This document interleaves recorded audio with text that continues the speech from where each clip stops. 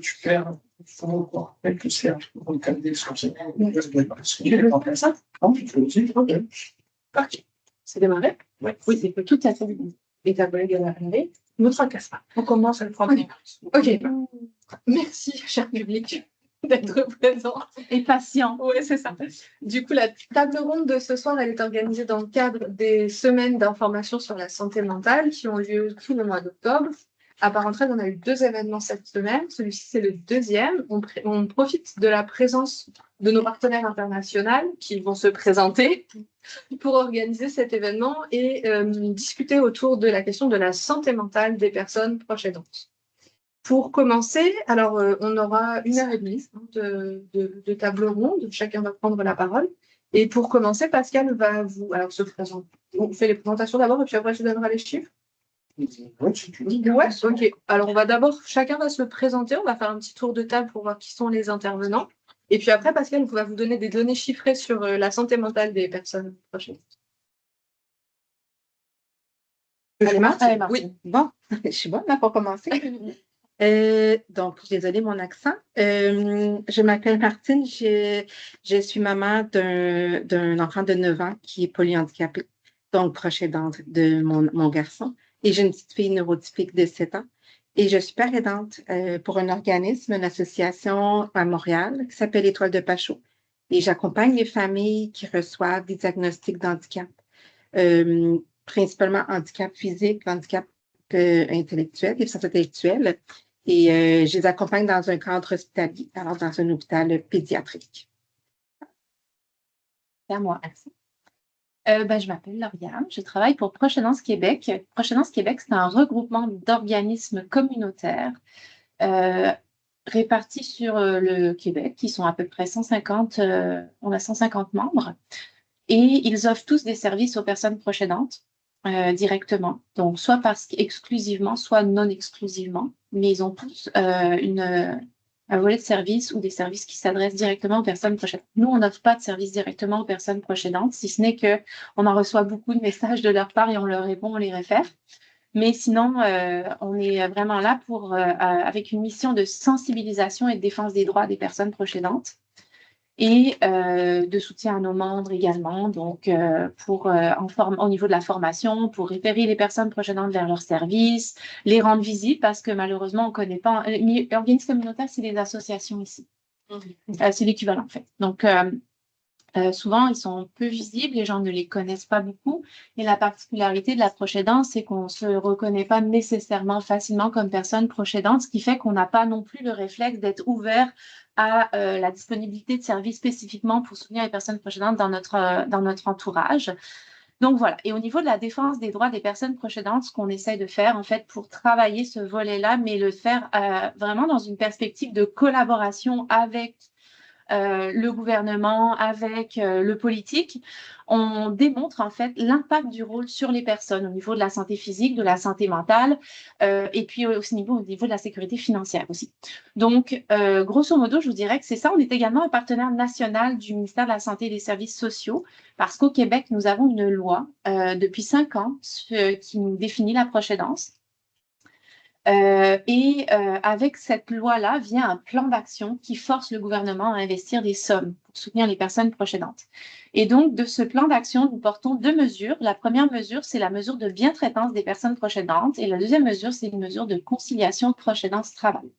Ces 2 mesures de sensibilisation pour lesquelles on a développé des outils à destination des personnes proches aidantes, du milieu professionnel qui entoure les personnes proches aidantes, l'entourage, et le réseau de la santé et des services sociaux. C'est notre équivalent de... je sais pas. Réseau de la santé et des services. C'est les CLSC. Oui, c'est ça. Ouais. Bon. Donc voilà. Et pour la conciliation la conciliation proche aidance-travail, là, on va vraiment cibler les employeurs pour les sensibiliser à ce rôle-là et puis les inciter en fait à réfléchir à la mise en place de mesures de conciliation. Voilà. Et c'est un peu bon. Et je rebondis dès maintenant pour dire que Lauriane vous a parlé qu'une des mesures en soi de la loi, ça portait sur la bientraitance des personnes proches aidantes. Donc on est vraiment sur la base de la base de la base du sujet, c'est-à-dire que la conciliation va déjà plus loin. la bientraitance des personnes proches aidantes, c'est vraiment une mesure à part entière dans la loi. Dans le plan d'action, en fait. Ouais, c'est ça. Et on a eu même d'ailleurs un financement pour la poursuivre une année de plus au niveau de la diffusion parce que ça a réellement créé un besoin, en fait. Ça répond à un besoin, en fait. Donc, les pratiques bien traitantes sont quand même assez essentielles et la conciliation, en fait, fait partie des mesures de bien-traitance des personnes proches aidantes. C'est d'être bien traitant que d'être compréhensif de la situation et d'aménager le milieu de travail pour leur permettre d'accomplir ce rôle-là sans que ça alourdisse leur fardeau ou que ça lui allège si on le c'est l'idéal, mais sans que ça alourdisse le fardeau qu'il porte déjà comme personne proche aidante. Et c'est toute une boîte à outils gratuite que vous pouvez trouver sur notre site web qui peuvent être utilisées partout à l'international. Et il y a une formation, il y a plein de choses super intéressantes. Voilà.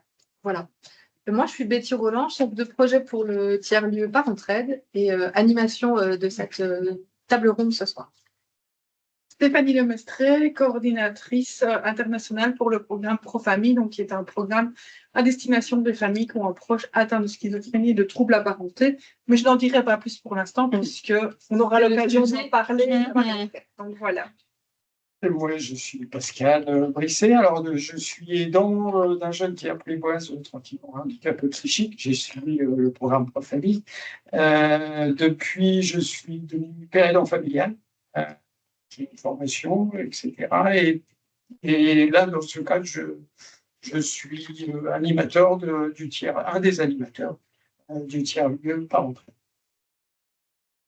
Est-ce que tu nous donnes tout de suite quelques données chiffrées, Pascal ? Oui. Alors, pour rappel, le thème général des semaines de la santé mentale, donc à peu près 2400 événements, vous avez pas mal de trucs en ligne, il y a des choses intéressantes. C'est jusqu'au 19 octobre, la semaine des informations de la santé mentale, donc il y a plein d'autres événements en ligne à suivre. Et entre parenthèses, il y a une pièce de théâtre vendredi soir qui devrait être très intéressante. Donc, le thème général des semaines de la santé mentale, c'est pour notre santé mentale, réparons le lien social. Alors, ça nous a semblé évident de faire le lien entre le lien social, les aidants et la santé mentale, mais peut-être que ça demande d'être un peu explicité. Alors, pour rappel, on a à peu près 9 millions de personnes aidantes en France. Et puis, d'après une enquête de l'Association française des aidants, qui est un petit peu vieille, elle date de 2015, mais peut-être que les données, en plus, se sont dégradées depuis.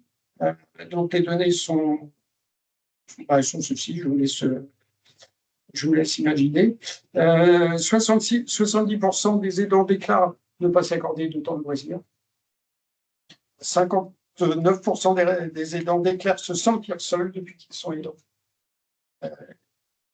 Environ 48% des aidants déclarent avoir des problèmes de santé qu'ils n'avaient pas avant d'être aidants. Et 61% des répondants déclarent avoir un problème de sommeil depuis qu'ils sont aidants. Tous ces données-là, ça veut dire que de manière évidente, être aidant, ça a un lien évident entre la situation des aidants, l'isolement social et les conséquences sur la santé mentale. Alors, je continue, dans le moment qu'on va partager là sur le temps qui nous est imparti. On va essayer d'aborder 2 thèmes. Le premier, c'est d'illustrer un peu concrètement ce que ça veut dire être aidant et avoir un impact sur la santé mentale. Puis surtout, la deuxième partie, c'est qu'est-ce qu'on peut faire pour aider les aidants sur ce sujet-là.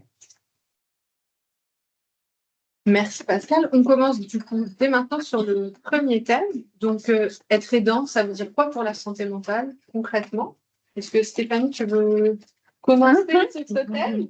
Je vais percevoir que j'avais fait des notes, je vais les oublier dans mon Pas pour dire à la salle virtuelle d'intervenir s'ils le souhaitent, effectivement, n'hésitent pas. La salle virtuelle comme la salle en présentiel. Exact. Intervenez. Si vous avez des questions, vous levez la main virtuellement ou en direct, on répondra aux questions. On n'est pas très nombreux, on pourra répondre aux questions en direct. Donc, ça va être beaucoup plus dynamique, mais ça va être le fun.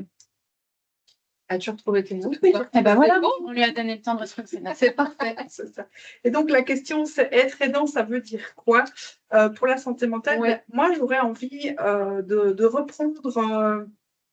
reprendre un peu une définition Peut-être pour le citer, c'est le docteur Romain Ray, donc qui est médecin psychiatre au niveau de l'hôpital du Vinatier, qui dit que l'aidant est avant tout un partenaire qui est à la fois c'est un partenaire à la fois du professionnel de santé et de la personne malade, de la personne concernée. Et donc, l'aidant, c'est un facteur qui est très favorable vis-à-vis aussi du rétablissement et qu'il a sa place, qui est là important aussi. Mais qu'il ne faut pas oublier que l'aidant, il constitue aussi une population qui est plus vulnérable sur le plan de sa santé psychique et physique, comme Pascal vient de l'énumérer aussi dans les statistiques. Qui est vraiment important. Et donc, l'aidant, ben, c'est aussi ce côté un peu qu'on pourrait prendre, et là je cite le docteur Hélène Rossino, qui a écrit pas mal de livres sur les aidants, ces invisibles, ou prendre soin des aidants, qui sont des livres qui sont pas mal et qui peuvent en tout cas être des ressources, et qui, elle aborde un peu le côté des couteaux suisses au quotidien. Et je trouve qu'en effet, ce couteau suisse, on en parlait encore, enfin, toute cette semaine, puisque bon, ça fait une semaine qu'on est là et qu'on rencontre pas mal de proches, avec ce côté couteau suisse qui est les familles qui sont là pour leur famille, mais qui sont là aussi en tant qu'aidants, en tant que, par moment, de psychologues, d'assistants sociaux, de médecins, d'infirmières. Et donc, les familles, elles arrivent à avoir la situation, en tout cas, tout type d'handicap confondu, arrive à pouvoir avoir ce couteau suisse, cette façon de pouvoir. Et donc, évidemment, la maladie, ici, on est dans le cadre de la santé mentale, mais rien à voir, ça a un impact. Beaucoup de familles le disent qu'être aidant, ou en tout cas être confronté à la maladie, c'est un tsunami. Et donc, voilà, ça vient chambouler, ça vient bouleverser en tout cas. Et donc, on devient aidant, peut-être aussi, et docteur Hélène Rossino, elle le dit, on peut devenir aidant par rapport, par amour. C'est naturel, c'est notre enfant, c'est notre proche, on ne va pas se poser de questions. Hein. Donc, on l'a mis au monde, on est parents, on y va. Et on fonce, on ne se pose pas de questions. On y va. Il y a aussi, peut-être ça, on peut le voir, parce qu'on parle souvent d'aidants des parents, mais sans oublier aussi la fratrie, qui est aussi impactée, et que peut-être que là, on peut aussi être aidant dans la question du devoir. Certains considèrent un peu l'obligation morale de prendre soin de leurs proches. Et donc ça, c'est peut-être quelque chose, moi qui travaille aussi beaucoup avec les frères et sœurs, dans le cadre de ProFamille et aussi dans le cadre d'un autre programme, on peut voir en tout cas qu'il y a ce côté un peu de... voilà, c'est un devoir, peut-être parce que les parents sont vieillissants, parce que peut-être les parents sont fatigués aussi de la situation et qui se démotivent ou en tout cas ils se désengagent un peu de cette situation. Et donc voilà, les frères et sœurs se disent moi j'ai un rôle aussi, ils vont peut-être plus le vivre, question de par devoir. Donc voilà, c'est un peu, et donc évidemment ces situations amènent que les aidants vont être impactés. Et on le voit aussi dans ces études-là. Nous, on vient de faire aussi une étude récente en Belgique, la première étude sur l'impact pour les aidants proches. Et on observe aussi, on est plus ou moins au niveau des mêmes statistiques, où ça a aussi vraiment un impact, et sans oublier cet impact sur la santé mentale, santé physique et psychique des familles, où on peut le voir. Enfin, moi, en tout cas, c'est quelque chose que j'observe. Donc voilà, c'était vraiment un peu par rapport à ça. Moi, je retiens surtout que tu nous parles de devoir, d'obligation morale, et j'aimerais entendre Lauriane là-dessus, parce qu'on a beaucoup aussi parlé cette semaine. Lauriane, tu nous as beaucoup expliqué le concept de dilemme moral, et j'aimerais peut-être que tu rebondisses sur ce concept-là, et pour aller plus loin aussi. Oui, mais avant, en fait, je pense que je vais faire une mini définition de la loi au Québec pour oui, elle est super importante, repositionner un petit peu qu'est-ce que c'est une personne proche aidante. Parce que dans la société, on associe beaucoup ça, en fait, à un rôle d'accompagnement de nos parents vieillissants et donc à la population aînée. Alors, bien que la majorité des personnes proches aidantes accompagnent une personne aînée, ce n'est pas que ça. Donc, la définition de la loi au Québec, elle nous dit que la personne proche aidante, c'est quelqu'un qui joue un rôle d'accompagnement auprès d'un proche, qu'il soit de sa famille ou non, qui a un handicap physique, mental, psychosocial, et que cet accompagnement-là, il peut être émotionnel ou il peut être physique, dans l'accompagnement dans les transports, par exemple, dans le soutien à l'alimentation, l'habillage, bref, il est multiple. Et que ça peut être donc quelqu'un qui est de la famille ou quelqu'un qui est du voisinage, qui peut être un ami. Par exemple, pour les communautés LGBTQ+, ça va souvent être une famille choisie. Donc, le concept de famille est vraiment élargi, et une personne proche aidante donc, peut provenir d'un environnement où il n'y a pas de lien de sang.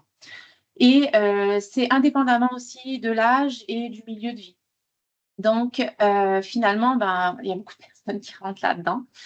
Et avec beaucoup de personnes, beaucoup de types de proche aidance, beaucoup de visages de la proche aidance. Et pour chaque visage de proche aidance, il y a une réalité qui est souvent unique, mais où on peut quand même extraire certaines particularités. Donc, en santé mentale, ça va être des besoins spécifiques. Parents d'enfants handicapés, ça va être des besoins spécifiques. Personnes aînées.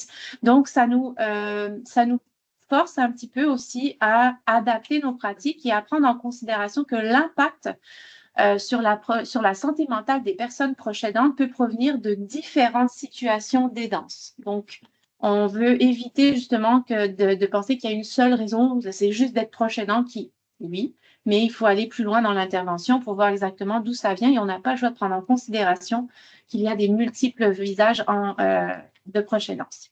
C'est des gens aussi qui portent une grande expertise et qui méritent d'être reconnus, cette expertise-là. Je le dis parce que c'est important dans l'intervention et dans le soutien aux personnes proches aidantes dont on va discuter dans le bloc 2. Donc, je nomme là, c'est la graine que j'essaie de là. Et ces personnes-là, ce sont des acteurs essentiels de la société parce qu'ils contribuent à alléger le fardeau du réseau de la santé, en fait, en gardant leurs proches à la maison, en accomplissant certains soins qui sont parfois réservés au réseau de la santé. Donc, si on veut avoir une société fonctionnelle au Québec comme en France, il faut soutenir les personnes proches aidantes parce qu'on est dans un contexte de vieillissement de la population et donc il va y avoir une augmentation du nombre de personnes proches aidantes. Donc, une des choses qui affecte les personnes proches aidantes, elles se retrouvent en fait souvent dans des situations. Oh, j'ai oublié un truc sur la loi qui est super important. Oui. Comment ça. Elle attendait. La semaine. Hein. Oui, en fait, c'est que la loi prévoit que le rôle de personne. Maintenant, ça me fait un lien maintenant. Mon cerveau me rattrape. C'est que c'est un rôle qui devrait être un choix libre, éclairé et révocable. Donc, quand j'entends sur le mot de révocable. Ouais. Quand j'entends Martine me dire que son enfant, elle est maman d'un enfant et que c'est son premier rôle qui se définit, je me doute, Martine, que tu n'as pas fait ce choix quand tu es tombée enceinte. C'est ni libre, ni éclairé et encore moins révocable parce que dans le cas d'un enfant, souvent, notre rôle parental vient en premier. On a des obligations parentales, en fait. Ce qui fait que le rôle supplémentaire de personne proche aidante, on l'accomplit, mais on n'en a pas nécessairement la connaissance. Donc, on ne se reconnaît pas comme personne proche aidante. Donc, je reviens à mon dilemme moral, en fait, de par ce rôle qui n'est souvent pas choisi, pas éclairé et pas révocable, on se retrouve fréquemment comme personne proche aidante, puis à vivre avec des dilemmes moraux. Un dilemme moral, c'est qu'on se retrouve dans une situation à devoir faire un choix qui, d'un côté comme de l'autre, n'est pas un choix qui va être bon, c'est-à-dire qu'il va y avoir un impact négatif, peu importe le choix qu'on fera. Ce dilemme moral-là, il engendre une détresse morale. Je vous donne donc un exemple. Mon parent apprend en fait qu'il reçoit un diagnostic de cancer.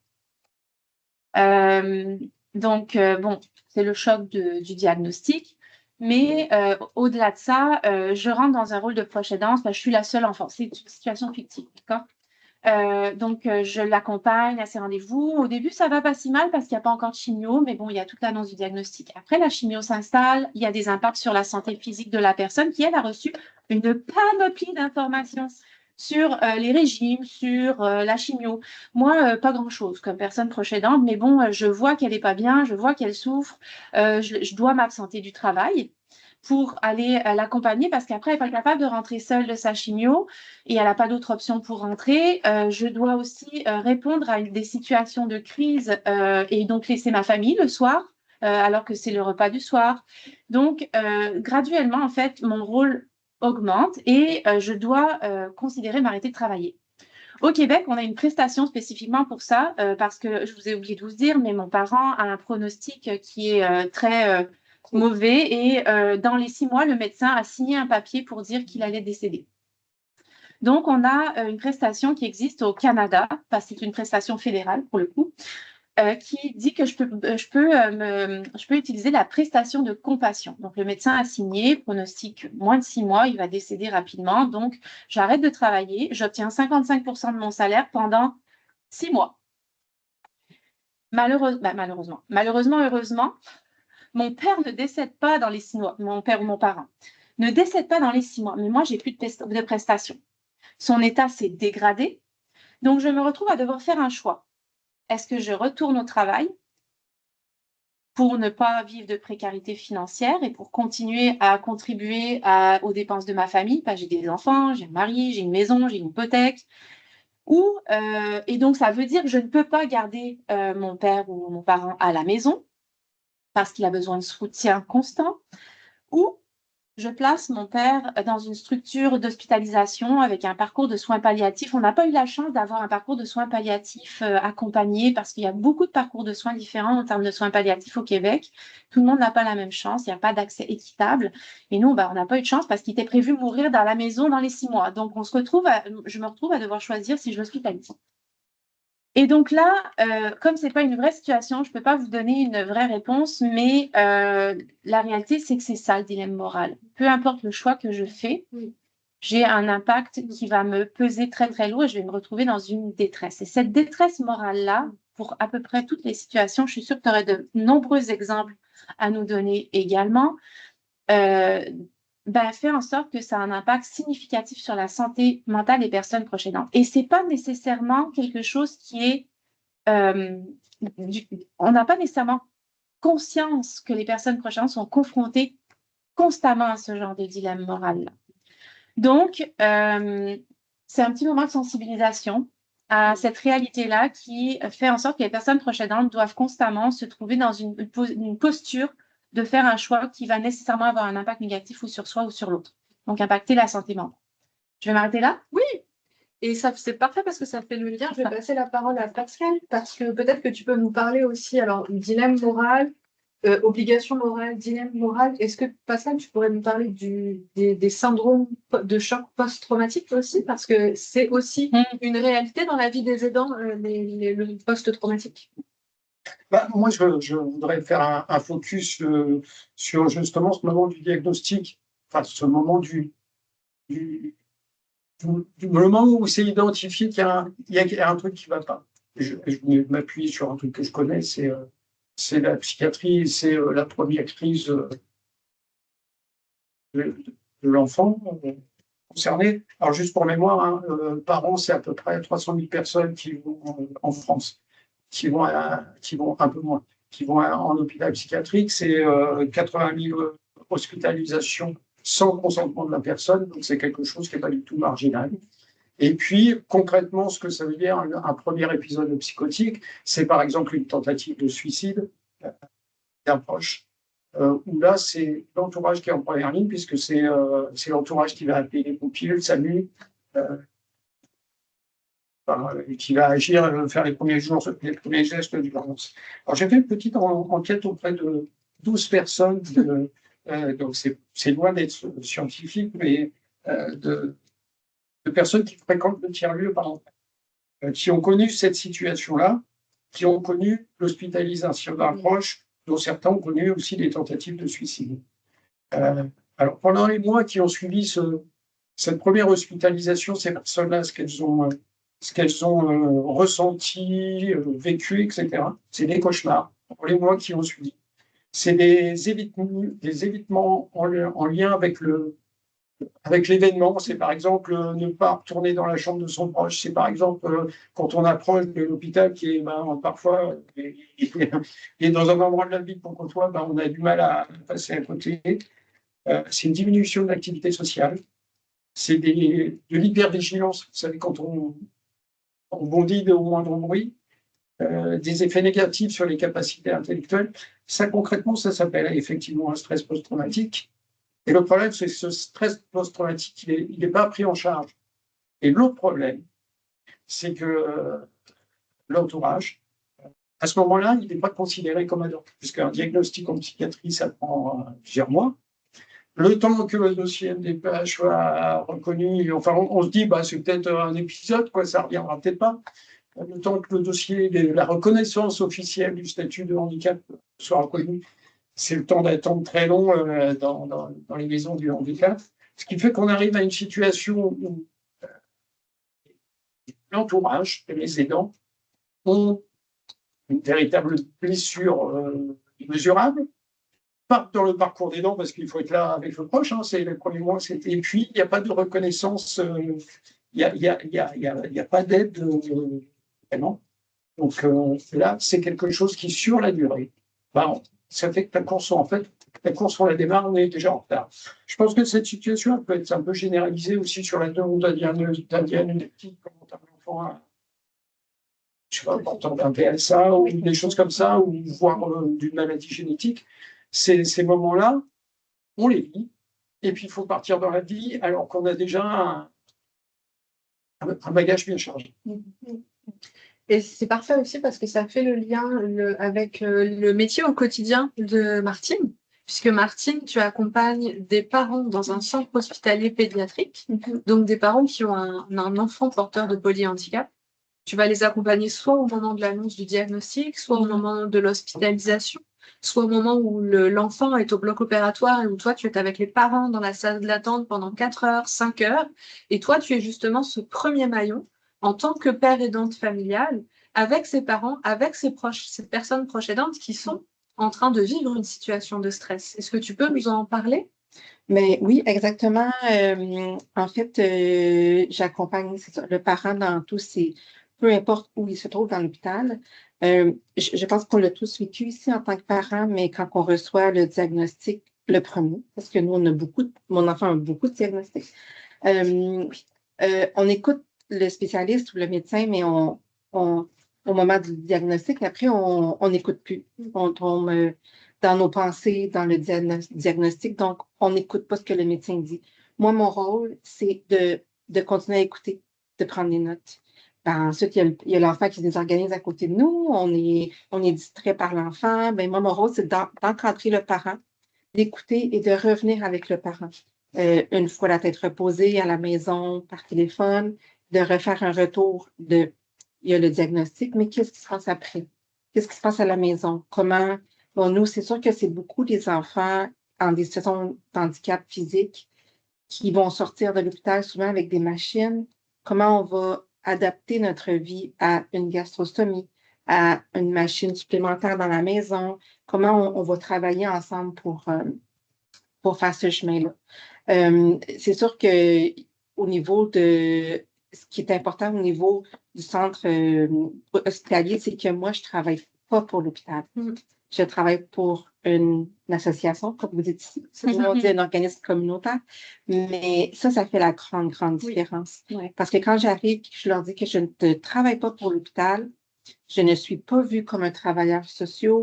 Je ne suis pas vue comme quelqu'un qui va venir juger la capacité du parent à s'occuper de l'enfant. Je suis vue comme une amie, comme quelqu'un qui le vit, qui l'a vécu, qui le vit, qui le comprend et qui va donner la main puis aider le parent au parcours que le parent va avoir à faire.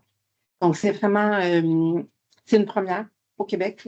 C'est une première qui a de l'accompagnement par aidance dans un centre hospitalier.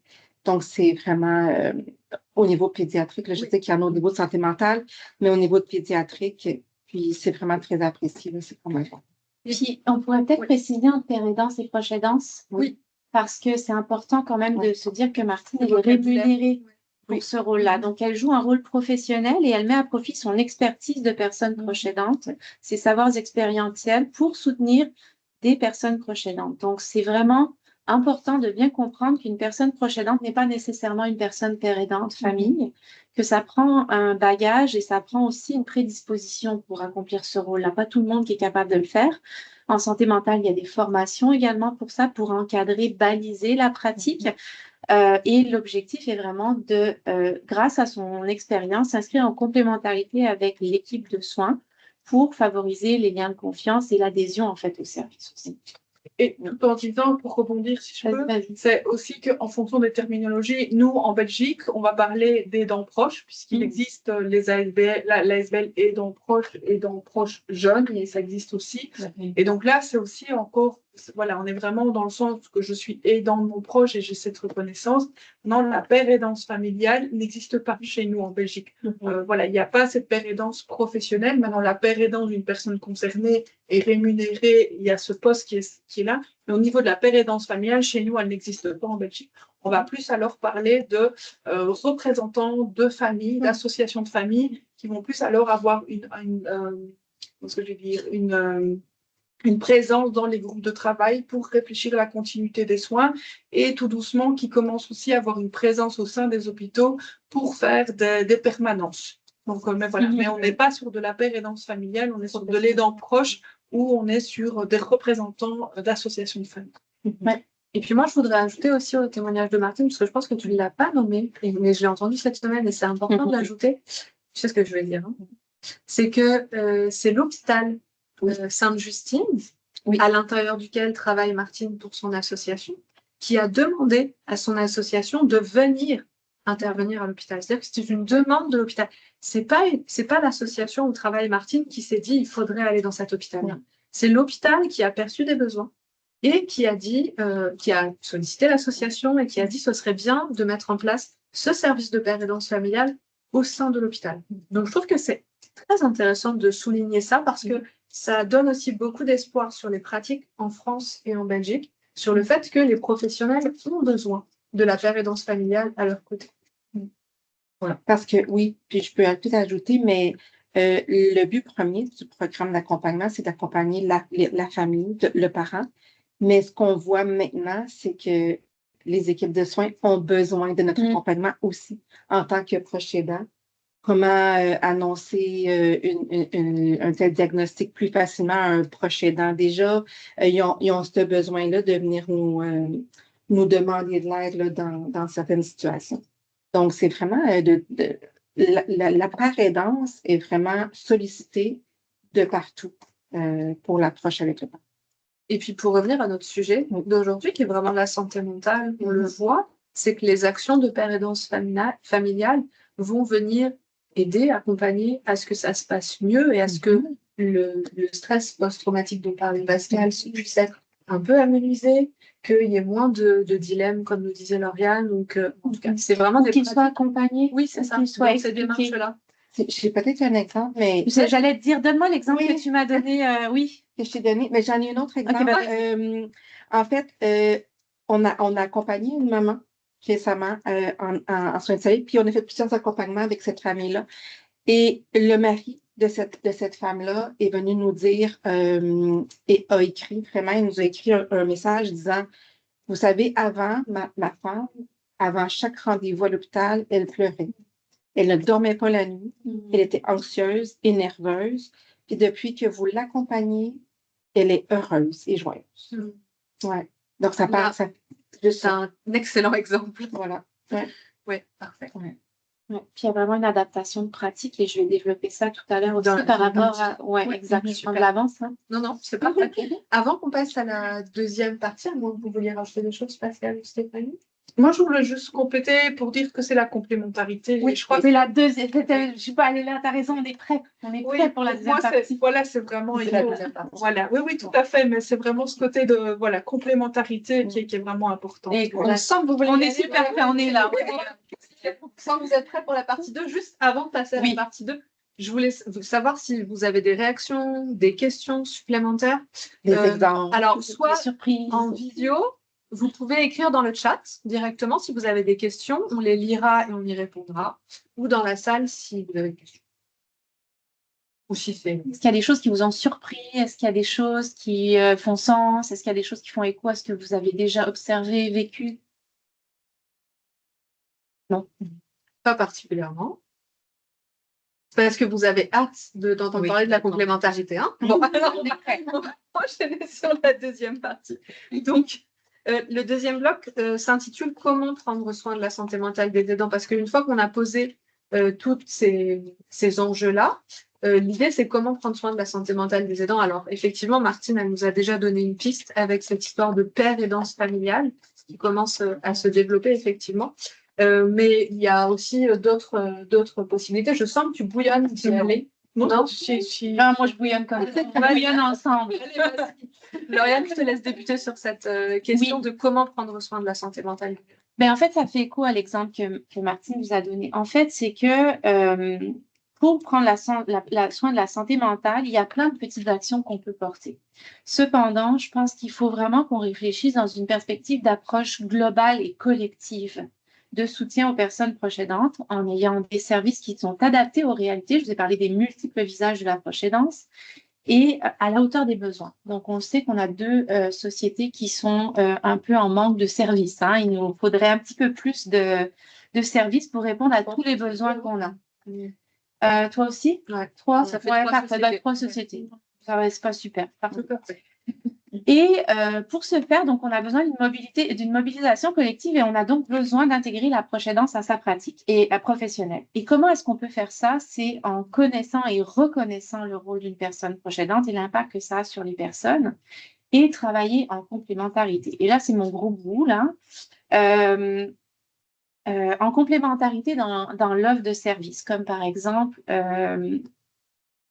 voyons, avec Martine, avec l'Étoile de Pachot et l'hôpital. On a un hôpital qui a pour objectif d'annoncer des diagnostics, d'assurer le suivi médical d'un enfant qui est polyhandicapé. Et on a un organisme communautaire qui ne fait pas partie de l'hôpital, qui vient s'inscrire en complémentarité pour accompagner les parents dans l'objectif de faciliter le travail des équipes médicales, parce qu'on a besoin d'un partenariat aussi avec les personnes proches aidantes. Pour ce faire, et ça, c'est vraiment mon rôle à Proche Aidance Québec, ce que j'observe, c'est qu'on n'a pas le choix de sensibiliser les structures ministérielles. On n'en a jamais assez. Moi, je me dédouble pour saisir chaque opportunité qu'on m'offre pour parler de Proche Aidance, parce que malheureusement, s'il n'y a pas d'orientation qui proviennent d'en haut, une sensibilisation qui est faite d'en haut avec des orientations, c'est déjà très difficile sur le terrain, donc ça ne redescendra pas. On a eu au Québec récemment l'implantation une refonte du système de santé complète. On est reparti à zéro en décembre dernier et ils ont implanté Santé Québec. Alors, ils ont plein de bonne volonté avec ça, mais la problématique, c'est que Santé Québec, la proche aidance, ne savent pas ce que c'est. Et il a fallu faire des démarches très politiques et de relations publiques pour rentrer en contact avec eux, pour leur parler de proche aidance, parce que dans les faits, si moi, je ne le fais pas, Santé Québec, qui a pour mandat de déléguer des responsabilités au réseau de la santé et des services sociaux, ça ne descendra pas les pratiques de culture, les pratiques d'intégrer la proche aidance dans les pratiques. Voyons, je commence à déparler. D'intégrer la proche aidance dans les pratiques des personnes qui travaillent auprès des familles. Surtout que le réseau de la santé, c'est principalement orienté sur la personne aidée, évidemment. Donc, la personne proche aidante est un peu occultée, invisible. Donc, il faut absolument sensibiliser ces structures-là. C'est une mobilisation collective.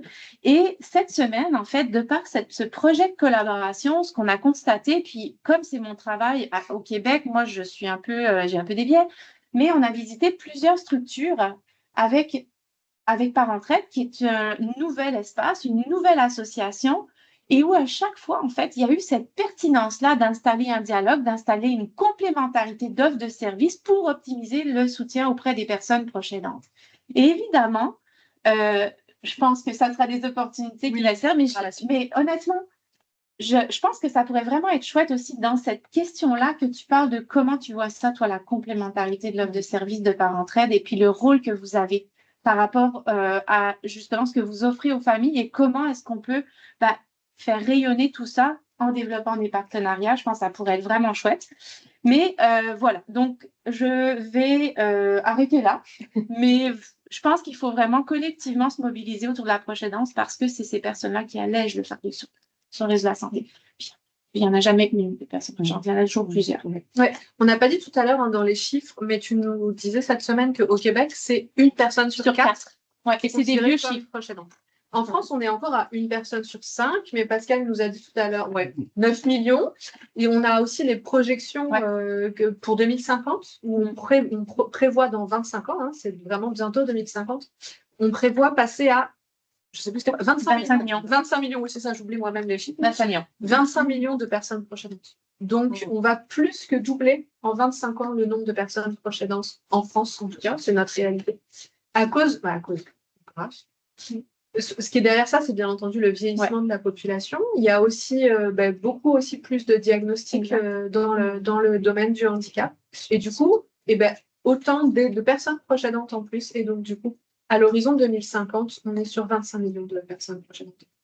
Donc, on va se rapprocher tranquillement de vos 1 sur 4. Oui, qui même mais encore qui que c'est pas un vieux projet chiffre. primaire, De en toute plus, façon, hein. c'est sous-estimé parce que C'est la ça. réalité, c'est que 35% des personnes proches aidantes ne se reconnaissent pas comme ça. C'est nos chiffres au Québec.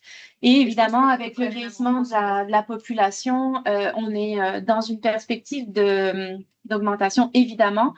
Et la population qu'on estime qui va qui va se mobiliser pour être des personnes proches aidantes, ça va être des personnes en emploi. Donc, tout ce qui relève de la conciliation proche aidance-travail va devenir nécessaire parce que malheureusement, si plus personne peut travailler, ça va être catastrophique au niveau économique. À un moment donné, il va y avoir un impact. Donc, il faut qu'il y ait une mobilisation, même au-delà des pratiques des cultures organisationnelles des institutions de santé, il faut aussi qu'il y ait une mobilisation politique pour mieux soutenir et injecter de l'argent. Mais vous n'avez pas de gouvernement. Alors. Ça, pour l'instant, hein, mais quand les personnes là, nous C'est ce qu'on retient la semaine. en webinaire dans quelques temps, on aura sans doute un gouvernement. Ouais. Donc, Enfin. pour les personnes qui nous écoutent en webinaire, rappelez-vous qu'avant, on n'avait pas de gouvernement.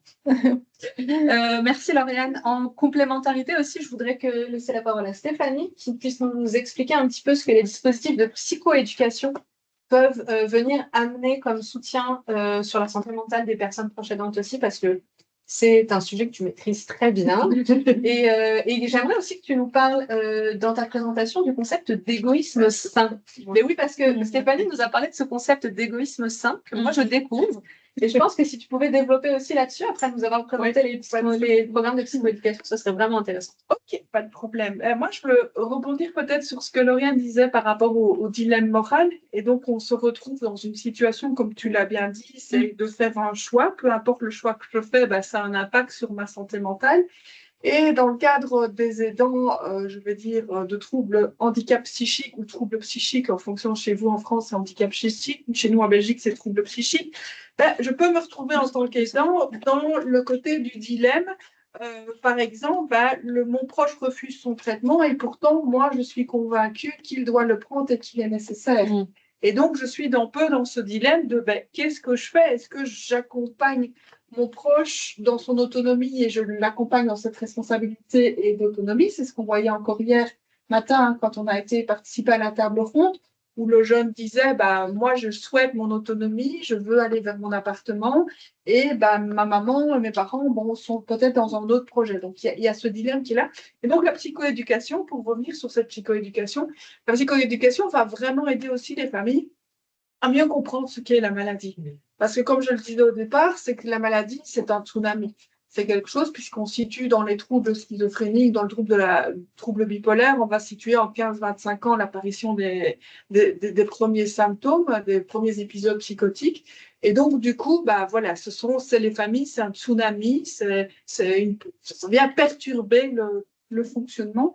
Et donc, la psychoéducation va vraiment apporter cette aide pour apprendre à mieux comprendre la maladie, pouvoir apprendre à mieux communiquer. Maintenant, il y a différentes formes de psychoéducation. On parle de modules de courte durée. On peut citer le programme BREF, qui est donné pas mal au niveau troubles psychiques. On peut retrouver au niveau des troubles neurodéveloppementaux, au niveau de différentes pathologies où là, on est vraiment sur des programmes de psychoéducation de courte durée, 3 fois 1 heure, et c'est en format individuel. Maintenant, il y a aussi des programmes de psychoéducation de groupe. Ça amène aussi, et d'autres parents qui sont aussi présents ici dans la salle pourraient en témoigner de qu'est-ce que ça leur a apporté de rencontrer d'autres personnes, sortir de l'isolement, partager avec d'autres. Et donc là, c'est vraiment arrivé dans ces programmes de psychoéducation. Et évidemment, moi, je vais parler de Profamille, puisque je travaille aussi pour Profamille très longtemps, parce que ça fera 20 ans l'année prochaine que j'anime le programme de psychoéducation Profamille. Là, on va vraiment travailler avec les familles pour apprendre à mieux comprendre la maladie. Donc, c'est 14 séances de 4 heures. Donc, c'est le premier module. On va travailler sur tout ce qui est les outils de communication. Comment est-ce que je communique mieux avec mon proche? Face à ce dilemme moral, il prend ou il ne prend pas son traitement, ou il est important qu'il prenne son traitement, parce que s'il ne le prend pas, il y a un risque de réhospitalisation, il y a un risque de rechute, il y a un risque de réapparition de l'agressivité ou autre. On va aussi apprendre à Profamille comment est-ce que je fais face à ce dilemme de mon proche qui me dit « je veux arrêter mon traitement ». Donc, tout ce qui est le côté de ce qui est des techniques d'entretien motivationnel. Il y a ce volet aussi de tout ce qui est limite. est-ce qu'en tant que proche, je peux mettre des limites? Oui, je peux mettre des limites autant pour moi que pour mon proche. Ça va être important aussi. Et tout ce qui est la gestion émotionnelle, on parlait tout à l'heure dans la première partie de cet impact de la maladie sur la santé mentale des proches. Ben, c'est sûr que les familles vont se retrouver dans un contexte émotionnel qui va être la culpabilité, qui va aussi être renforcée par l'extérieur. Hein. Vous êtes responsable.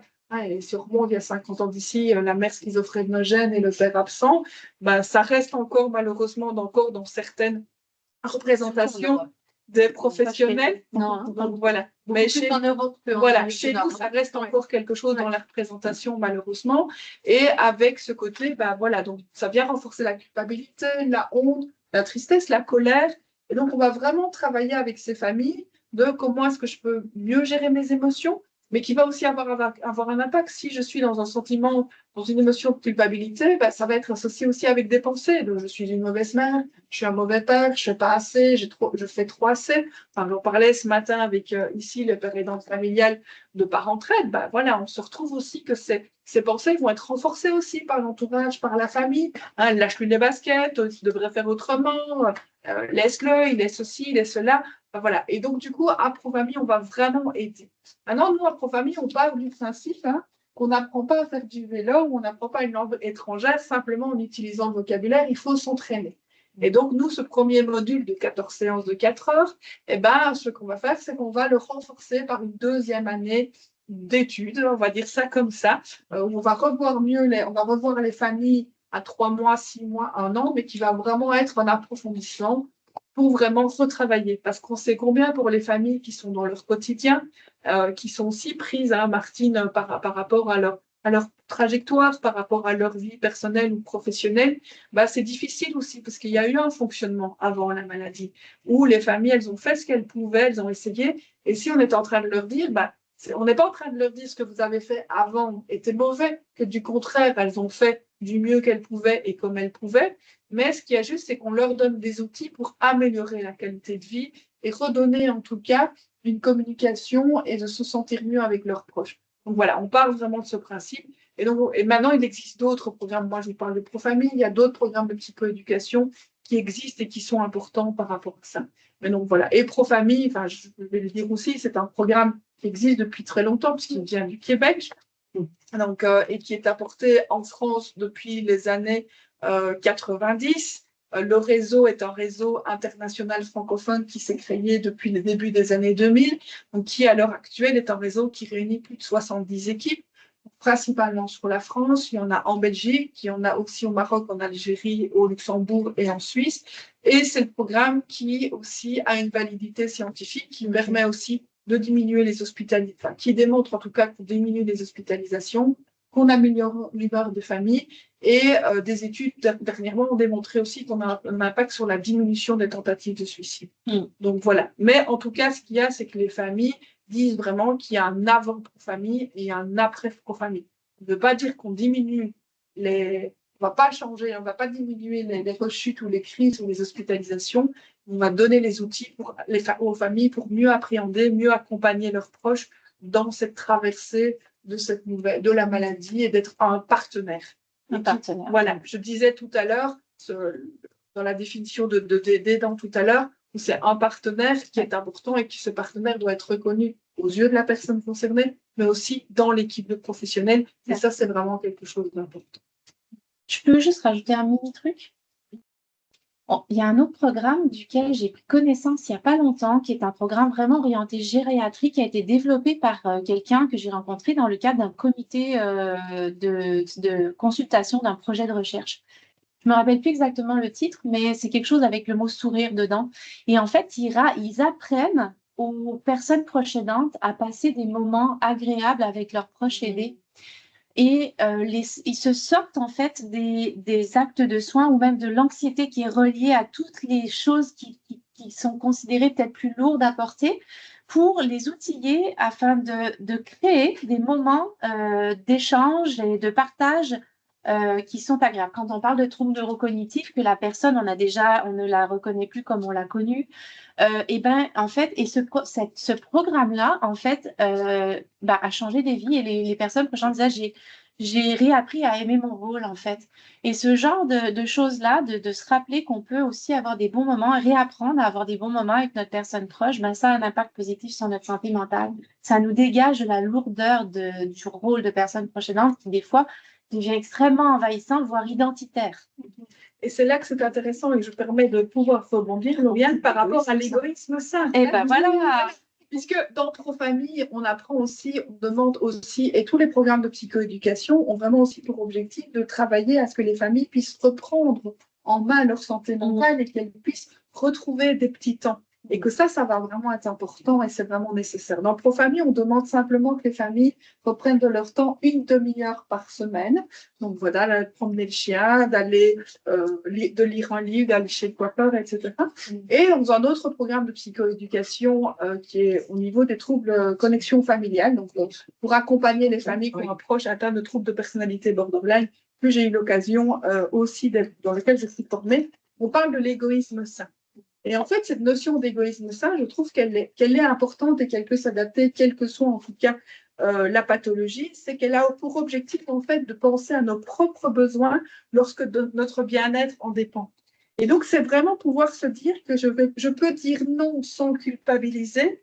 Je peux aussi me connaître, c'est aussi savoir identifier mes besoins fondamentaux, où là, ben oui, j'ai besoin à un moment donné qui est de rester dans le fond de mon lit. J'ai aussi besoin de pouvoir m'isoler, j'ai besoin de pouvoir me reposer, j'ai besoin de me déconnecter, j'ai besoin de partir une semaine en France. On a vécu des vacances. Voilà, tout à fait. Mais on a travaillé tous les jours, mais en vacances. Tout à fait, mais ça, c'est vraiment très important. Et donc, c'est vraiment cet égoïsme sain, c'est vraiment permet de donner la meilleure version de soi. Donc, c'est vraiment prendre un temps pour soi. Donc, c'est une forme d'égoïsme, et qu'on parle d'égoïsme sain parce que ça va apporter quelque chose. Et donc, pour aider l'autre sans risquer de polluer ou de lui nuire. Moi, je prends toujours cet exemple, c'est une batterie de voiture, si elle n'est pas rechargée, elle aura du mal à démarrer. Désolée, nous en Belgique, on est beaucoup sur les voitures, on n'a pas le choix parce qu'on n'a pas les transports en commun comme chez vous. Mais si ma batterie de voiture, elle n'est pas chargée, j'arriverai jamais à démarrer le lendemain matin là où je veux aller. Mais pour moi, les aidants, c'est exactement la même chose. C'est à un moment donné, il faut aussi arriver à pouvoir s'autoriser, à pouvoir dire stop. J'ai besoin, et c'est pas une question que je vais abandonner mon proche, que je vais le laisser de côté, que du contraire. Le fait de prendre soin de soi, ça va aussi être que je vais me rendre disponible pour l'autre. Et dire non, pouvoir s'autoriser à dire non, je ne suis pas disponible, ben, c'est aussi pouvoir aussi rendre plaisir à l'autre. Et ça, c'est vraiment... Et donc, l'égoïsme, ça, c'est vraiment cette capacité à distinguer les situations où il est nettement préférable que je fasse passer mes besoins avant d'accéder à ceux des autres. Je prends un autre exemple, une autre métaphore. Je ne vous le souhaite pas en prenant l'avion demain. Oh non, non, fais pas ça, ça va me stresser. Ah, le masque de l'avion. Oui, c'est celle-là. Si l'avion vient cracher. Non, mais il ne faut pas dire ça. Ma santé mentale, si l'avion vient en tout cas à perte en altitude. Merci. Et que les masques à oxygène viennent à sortir, si j'essaye d'abord d'essayer de sauver mon voisin, j'ai peu de chances d'y arriver. Je dois d'abord arriver à me sauver moi avant d'être disponible pour sauver l'autre. Et ça, c'est vraiment quelque chose qui est vraiment important. Et je voudrais dire juste une dernière phrase. Dire non aux autres, c'est se dire oui à soi.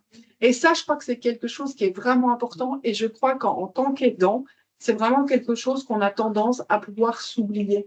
Et que le fait de pouvoir s'oublier, c'est pourquoi? Parce que je me culpabilise. Et je reviens à ce que je disais tout à l'heure, le fait d'être aidant et le côté de le motif pour lequel où je le fais par amour, parce que ça ne se calcule pas.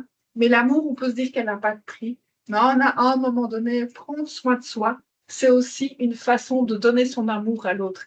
Et si je ne prends pas soin de moi et que je ne suis pas attentif à cet amour, je n'aurai plus les possibilités ou les capacités de pouvoir avancer. Ça va craquer. Ça va craquer.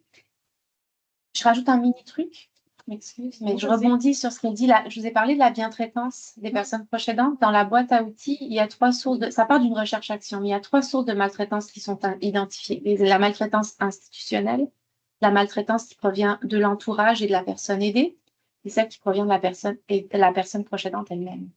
Et on fait beaucoup de salons, de kiosques, on parle à beaucoup de personnes proches aidantes, puis on leur demande, et vous, est-ce que vous avez des moments pour vous? Et limite, ils s'enfuient.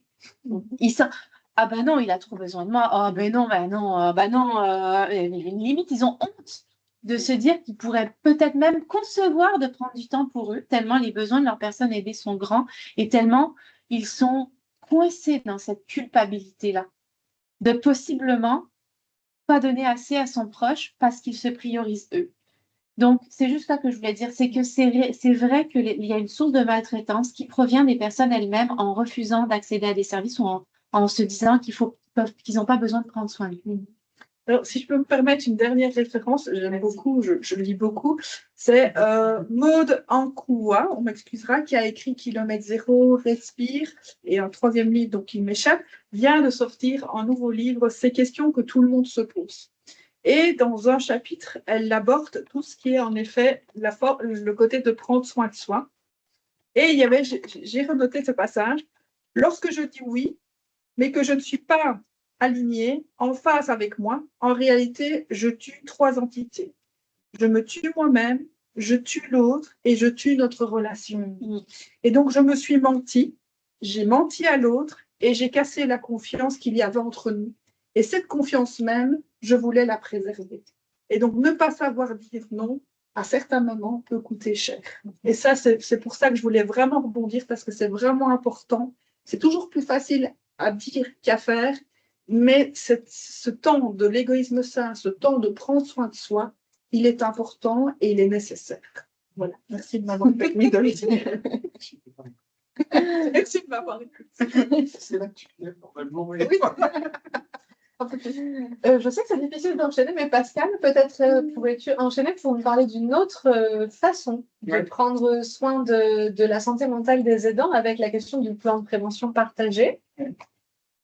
Oui, alors d'abord, mais c'est sur le même thème, je crois qu'on a une divergence de vue. C'est l'exercice de Profanis sur la demi-heure. Pour nous, c'est par jour et c'est pas par semaine. Et j'insiste là-dessus, c'est que c'est facile de dire à quelqu'un, oui, c'est facile de dire à quelqu'un, il faut que tu prennes soin de soi. C'est beaucoup plus difficile à mettre en pratique. Et donc, dans Profamille, moi, je commence par les petits progrès. Donc, si j'arrive à faire une demi-heure par semaine, oui. J'arriverai à un moment donné à faire une demi-heure par jour. Donc, dans Profamille, puisque je l'ai fait, il y a une séance où on fait des exercices entre les séances. Et il y a un exercice qu'on a à faire pour les 15 jours qui suivent une séance.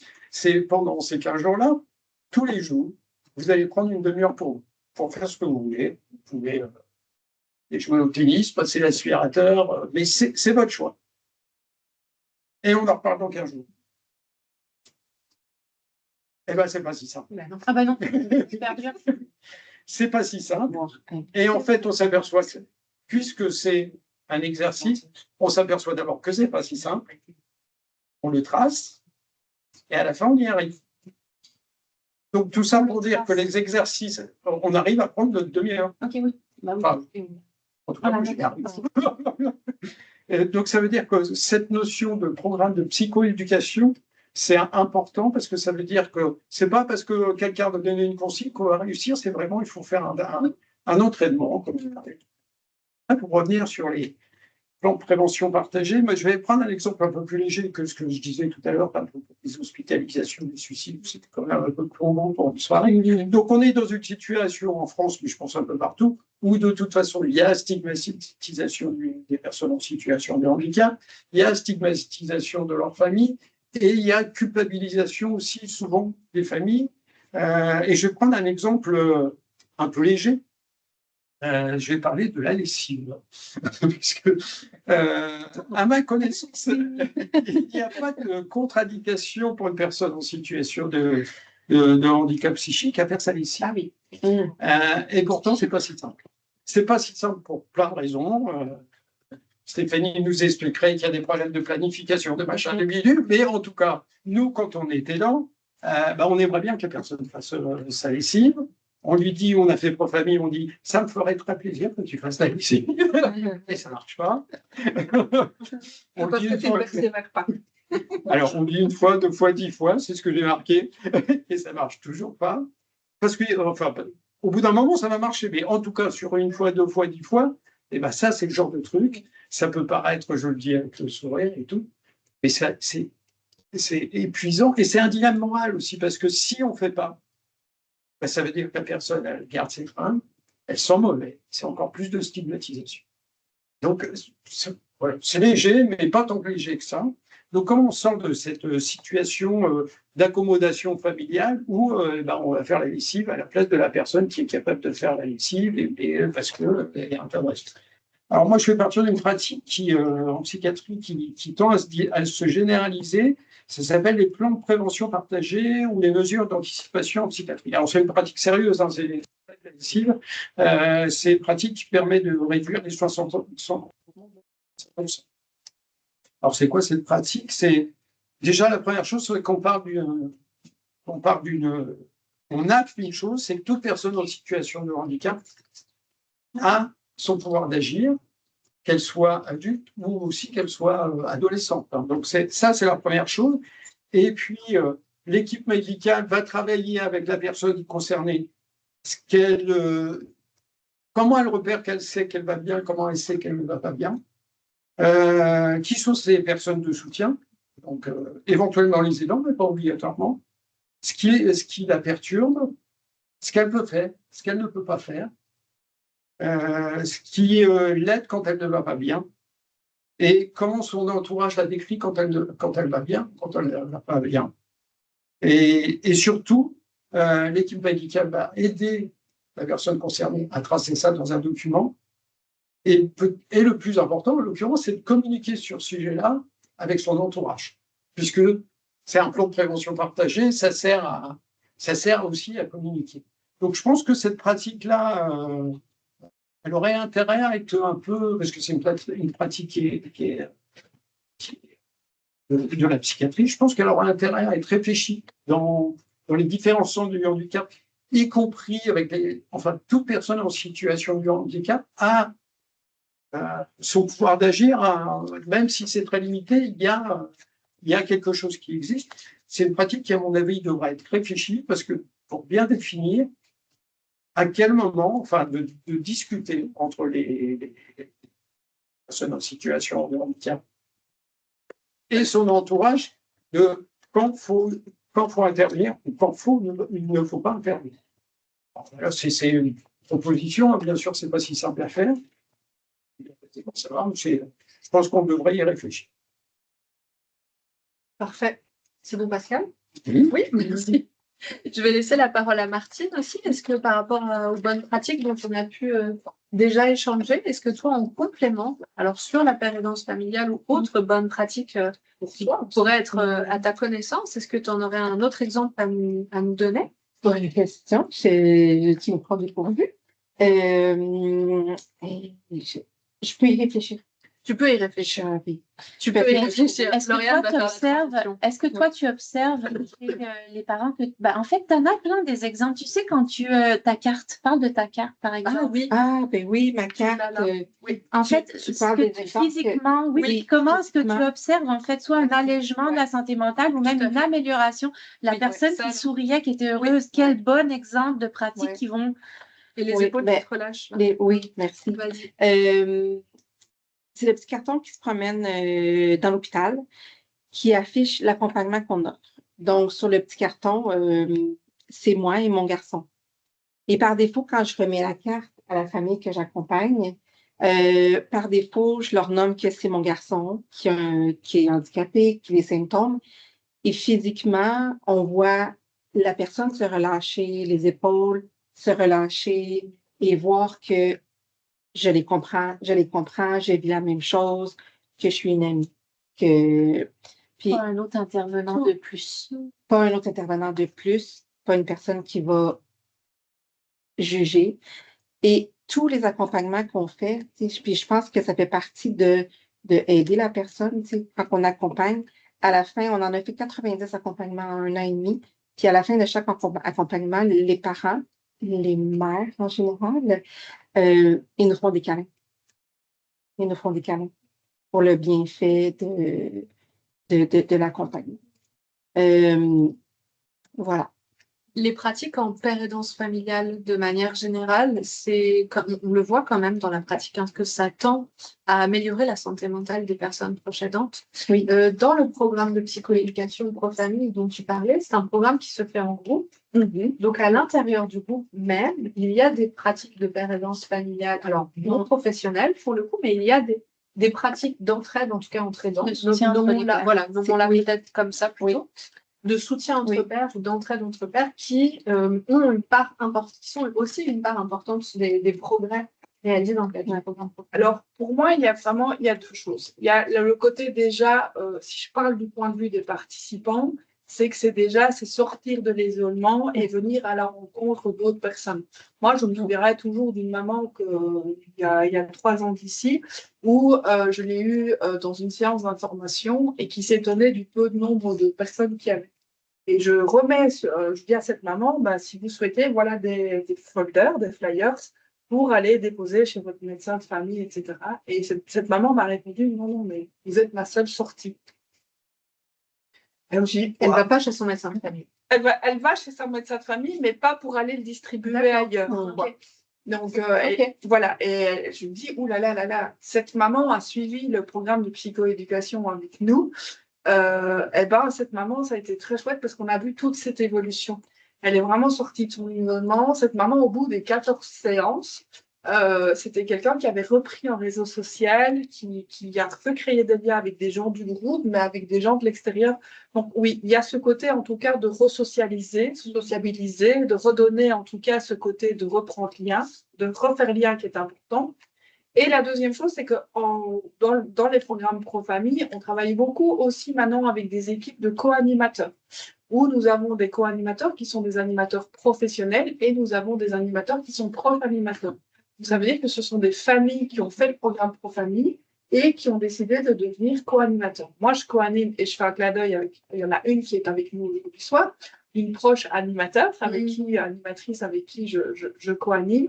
Et donc là aussi, on voit que ça apporte encore autre chose parce que le proche animateur va vraiment aussi amener de son savoir expérientiel, de son partage dans l'animation, mais qui va aussi avoir une disponibilité avec les familles en dehors des séances. Et donc, ça va recréer aussi un lien que nous, professionnels, on est repris dans notre quotidien, dans nos activités professionnelles. Il faut savoir que les équipes pro-famille s'inscrivent dans des équipes de soins. Donc, ce sont des équipes qui dépendent des hôpitaux, de CMP ou autres. Donc, une fois qu'elles sont détachées de leur travail pour venir animer, et donc ça reste quelque chose qui est difficile de pouvoir reprendre du suivi, de refaire du suivi. Et donc ici, les animateurs, voilà, les proches animateurs peuvent venir. Et donc là, on pourrait parler de père aidance familiale à ce niveau-là, non professionnel, mais qui pour moi vraiment cette importance est nécessaire, quoi. L'enjeu de la rémunération, en fait, c'est que ça permet au niveau de la père aidance de positionner la personne qui joue ce rôle-là comme un intervenant complémentaire à l'équipe qui va intervenir médical ou même l'entourage qui va d'un intervenant dans le milieu communautaire, peu importe. Et en fait, je voulais revenir là-dessus puis revenir à Martine par rapport à justement tous les impacts sur la santé mentale. Puis la père aidance famille, c'est une des clés pour améliorer la santé mentale des personnes proches aidantes parce que le lien de confiance qui se crée, il est particulier. Il provient en fait d'un partage de vécu. Et ce lien de confiance-là, ça devient une alliance thérapeutique. Et la beauté de la chose, c'est que l'alliance thérapeutique, elle se transfère.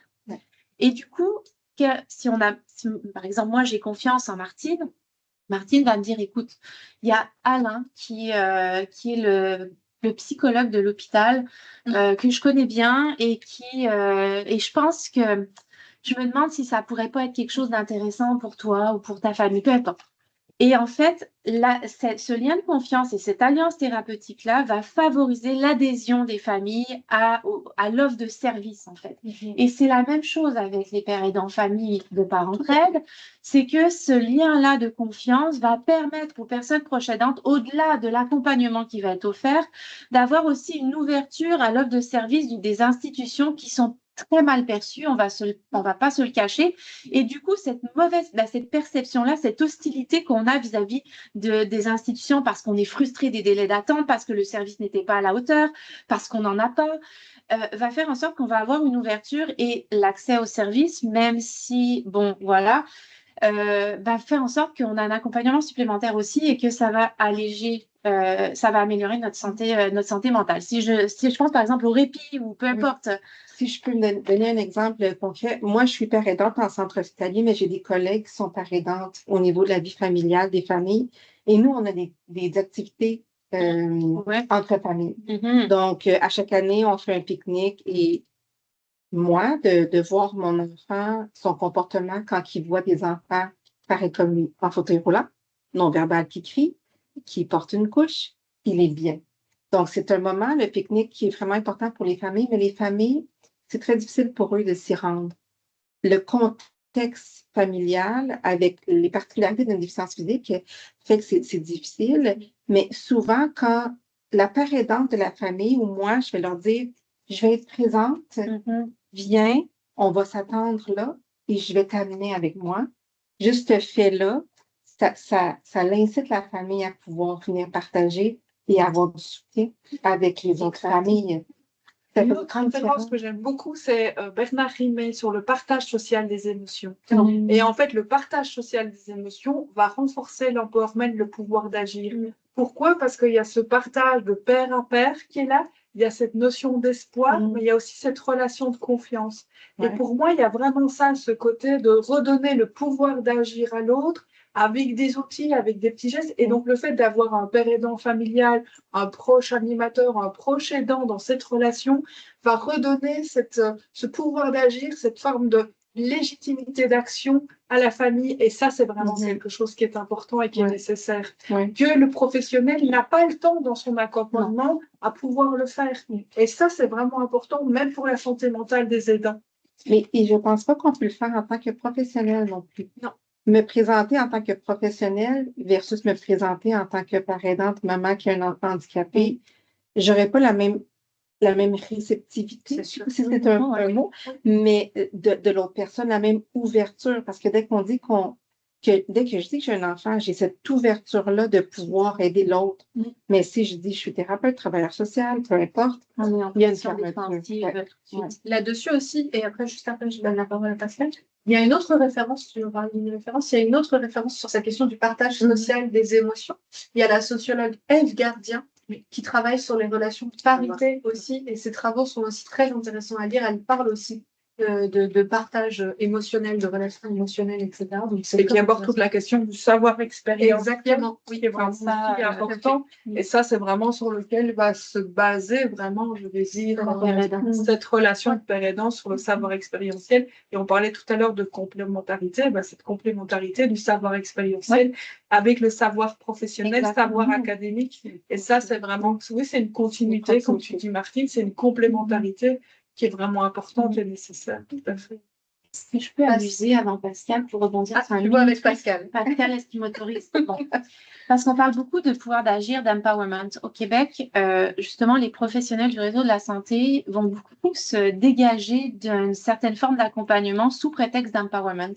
Non, mais nous, on veut qu'elle se mobilise pour cette action-là. Donc, non, je vais clairement pas appeler pour elle. Donc, ils se déresponsabilisent beaucoup sous prétexte qu'il y a l'empowerment.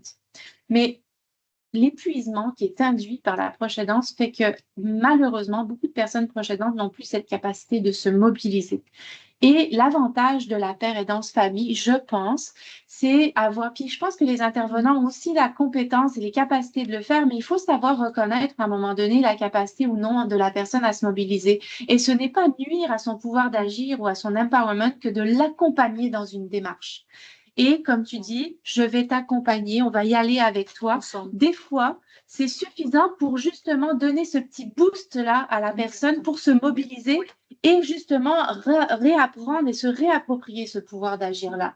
Donc, il ne faut pas se dégager de cette responsabilité. Il faut savoir, à certains moments, aussi se dire, je pense que je vais lui proposer, veux-tu qu'on le fasse ensemble? Oui. Pascal? Moi, je voudrais juste rappeler une chose, c'est que faudrait rendre à César ce qui appartient à César, c'est que la pérédance familiale, ce sont les personnes malades en situation de handicap qui nous l'ont enseigné. Cette reconnaissance sociale que l'aide entre, enfin, plus que sociale, scientifique, etc. Enfin, tout ça, ça a été évalué sérieusement, que le soutien entre pairs. La formation de la pérédance, enfin la formation théorique, ça vient du milieu de la maladie ou du handicap. L'exemple le plus connu, sans doute, c'est les alcooliques anonymes. Dans la psychiatrie, la pérédance professionnelle est quelque chose qui est très présente aussi bien au Québec, enfin quand je dis très présente en France, ouais, allez, je vais me faire l'optimiste, qui est assez présente en France.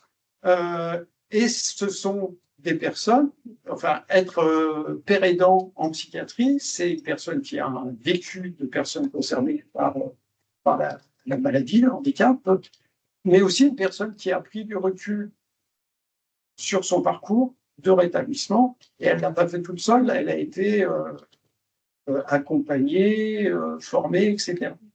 Donc ça me semble important, c'est on vient, nous, si on a cette légitimité par notre savoir expérientiel, mais aussi par tout ce qui a été fait par la pérédance des personnes concernées. Ça veut dire ça que je crois que il faut qu'on accepte en tant que... Alors, il faut qu'on accepte tout le monde, que ce soit les soignants, que ce soit les proches aidants, que ce soit les proches aidés. Il faut qu'on accepte de dire qu'il y a un parcours de mieux-être aussi à construire pour les proches aidants. Et ce parcours de mieux-être, alors on peut être plus ou moins agile dans la vie, plus ou moins aidé, etc. Donc ça peut venir assez naturellement, mais par contre, c'est mieux si c'est accompagné.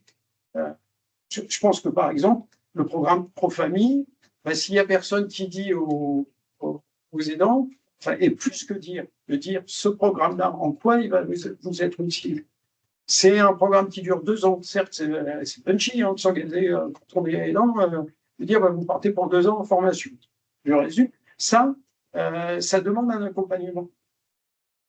C'est pas simplement un flyer sur une urgence, il faut vraiment que tout le monde s'y mette pour dire là, pour nous, ça, c'est important. Très bien. Alors on a un commentaire sur le chat qui nous dit psychoéducation, un savoir-être et un savoir-faire. Je ne sais pas ce que tu en penses, Stéphanie, si ça résume bien les choses. Oui, je suis d'accord, parce que c'est un savoir-être et un savoir-faire. C'est comme je le disais tout à l'heure. Ce qu'il y a, c'est que les familles arrivent avec leur expérience, avec leur bagage, ce qu'elles ont vécu. Parce que bien souvent, les familles qui arrivent à Pro-Famille, elles arrivent peut-être après 3, 4, 5, voire 10 ans d'accompagnement de la maladie. Et donc, nous, on va leur apprendre un savoir-être, un savoir, en tout cas, de cette posture d'aidant, qui est de venir renforcer. C'est pas, comme je l'ai dit tout à l'heure, c'est pas de venir dire ce qu'elles ont fait avant n'est pas bon, c'est venir renforcer, mais aussi de les outiller différemment en termes de développer un savoir-faire, de comment est-ce que je dois faire avec mon proche. Donc, oui, je suis tout à fait d'accord avec ça, un savoir-être, un savoir-faire pour la psychoéducation. Parfait. Dans la salle, est-ce qu'il y a des questions? Je voudrais rajouter un truc par rapport à ce que disait Pascal. Quand j'ai eu le diagnostic de mon fils, j'étais dans le déni encore. Et donc j'ai eu besoin de cet accompagnement. Et quand tu es venu avec moi, j'étais complètement hermétique. Je rêvais que j'étais aveugle, mais je ne savais pas pourquoi. Je n'entendais plus ce que disaient le personnel de la femme, de l'association en question. Et je n'arrivais plus du tout à entendre tout ça. Et donc, c'était le brouillard dans ma tête. Donc, j'ai eu besoin de cet accompagnement. C'est juste pour rebondir là-dessus. Donc, je répète parce que je ne sais pas si ça a bien été entendu à la caméra. Carole, dans la salle, nous disait que au moment du diagnostic de son fils, elle a fait une période de déni. Elle ressentait comme un espèce de brouillard. Elle rêvait qu'elle était aveugle. Donc, il y avait quand même beaucoup de de choses qui se passaient psychiquement et qu'elle a eu besoin justement de cet accompagnement-là pour sortir de ce déni et sortir de ce brouillard. Et pour aller vers la psychoéducation. Et c'est ça, et ça l'a permis d'aller vers la psychoéducation. De se mobiliser, en fait. Oui. C'est générateur de mobilisation. Je voudrais juste donner un exemple. Ça m'est arrivé de faire pas mal de réunions d'accueil, parce qu'il y a pour Profamille, il y a une réunion d'accueil où il y a des personnes qu'on fait Profamille qui sont invitées, puis il y a des réunions à la fin pour la suite. Donc j'ai fait pas mal de réunions d'accueil en tant que légal, on va dire, et puis de réunions de fin. La différence entre les deux, c'est que la première fois quand tu es arrivé pour une réunion d'accueil, c'est dans l'hôpital. Pour trouver la salle, c'est pas toujours pas simple. C'est pas notre univers. Donc on a du mal à le trouver. La réunion de fin de Profamille, c'est hyper cool à trouver. Il suffit d'ouvrir les oreilles et de chercher l'endroit où ça rigole. C'est la séance Profamille. Très simple. Oui. Est-ce qu'il y a d'autres marques dans la salle? Une question? Moi, je voulais ajouter que l'alliance avec l'équipe thérapeutique est très importante. En fait, on lui dit tout à l'heure, Stéphanie, il y a des parents qui fait le programme pour famille au bout de 5 ans, 10 ans. En fait, moi, j'ai été embarquée tout de suite. Il y a des petits en juillet, il y a un psychiatre qui reçoit les parents pour nous expliquer le diagnostic. En 2 heures, je lui ai posé 100 000 questions et je suis repartie avec d'ailleurs. Et le numéro de téléphone, il m'a dit, en fait, c'est ce qu'il nous faut. Et en septembre, d'ailleurs 3 semaines plus tard, en fait, j'ai fait le programme. Donc, si je résume, pareil, je me permets de redire un peu plus fort parce qu'il y a la caméra, je ne sais pas si tout le monde a entendu. Tu nous parles de l'importance de l'alliance thérapeutique en tant qu'aidant auprès du soignant de son proche, en fait, et le fait que cette alliance thérapeutique a permis à la professionnelle de t'outiller et de te donner les références pour aller chercher les bonnes ressources, toi, en tant qu'aidante. C'est ça, C'est ça. Ok, merci. Mais c'est vraiment, pardon, la psychoéducation va vraiment aussi aider à pouvoir aussi, on parle beaucoup, nous, en Belgique, de cette triangulation, en fait, de la personne concernée, du professionnel et de la famille qui est vraiment important. On parle de partenaire, de triangulation, et c'est vrai que dans une séance, je ne l'ai pas cité tout à l'heure, mais dans une séance pro-famille de 4 heures, on va travailler avec les familles sur comment demander de l'aide efficacement. Et donc, on sait combien on va travailler cette séance, elle est importante parce que je n'ai pas la même posture face à un médecin psychiatre, un assistant social, un éducateur, ou de faire une demande à la pharmacie pour que le traitement soit, enfin, en tout cas, que les médicaments soient là. Donc voilà, on va aussi travailler et c'est ce qui va changer beaucoup aussi cette posture des familles vis-à-vis des soignants et d'apprendre aussi le système de soins, puisque ça fait partie aussi, comme on le dit, où, oui, voilà, apprendre à, c'est quoi la psychiatrie, enfin, je suis désolée, tout le monde, c'est pas... Même trouver la bonne porte d'un hôpital, je pense que Martine, tu es aussi confrontée à des parents qui ne trouvent pas la bonne porte à l'hôpital. On parle de navigation, elle est aussi bien physique que psychique, finalement, cette navigation de tout ce qui existe aussi. Oui, non, mais c'est vraiment ça.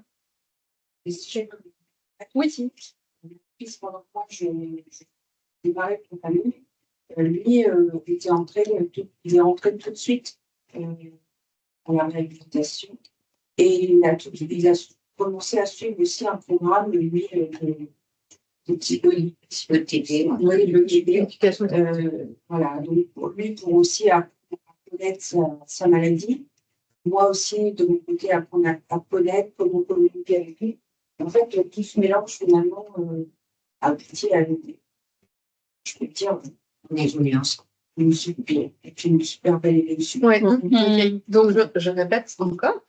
Tu nous disais que finalement, pendant que toi, tu faisais le programme de psychoéducation à destination des personnes proches aidantes, ton enfant, donc personne concernée, a suivi lui-même un programme d'éducation thérapeutique aux patients et vous avez cheminé chacun de votre côté finalement et qu'au domicile, ça a permis d'avoir un équilibre, le fait que vous suiviez chacun ce programme-là.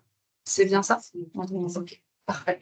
L'équilibre est si important pour la santé mentale. Oh oui. J'ai une question pour toi. Pour moi. Vas-y. Ça fait 1 an maintenant que tu contribues à faire en sorte qu'il y a eu l'inauguration lundi. Oui.